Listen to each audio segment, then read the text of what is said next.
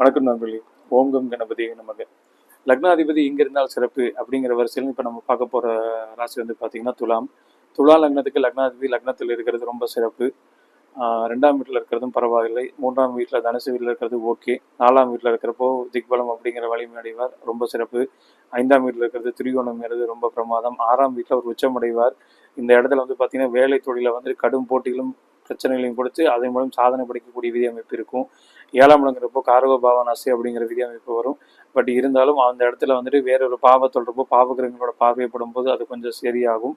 8ஆம் இடத்துல இருக்கிறது மறைமுக ஆட்சி. ஸோ இது ரொம்ப பிரமாதமாக இருக்கும். ஜாதகர் வெளியூர் வெளிமாநிலம் வெளிநாடு போனவர்களில் பொருள் சம்பாதித்து சந்தோஷமாக இருப்பார். 9ஆம் இடத்துல இருக்கிறது வந்துட்டு ரொம்ப சூப்பர். குலதெய்வத்தோட ஆசீர்வாதம் பரிபூர்ணமாக உண்டு. 10ஆம் இடத்துல இப்போ கொஞ்சம் பகை அப்படிங்கிற நிலைமை அடைந்தாலும் ஜாதகருக்கு வந்து பார்த்தீங்கன்னா அது சார்ந்த தொழில உணவு தொழில பெரிய பெரிய லெவலில் கொண்டு போகிறதுலாம் கொண்டு வருவார்.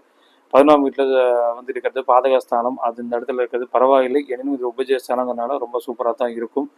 12ஆம் இடம் அப்படிங்கிறப்ப வந்து நீசமடைவார். ஸோ ஜாதகருக்கு வந்து திருமண வாழ்க்கை அப்படிங்கிறது கொஞ்சம் சுமாராக இருக்கும். இதுக்கு முறையான நீசபலம் கிடைக்கிறது ஒரு அருமையான தீர்வு.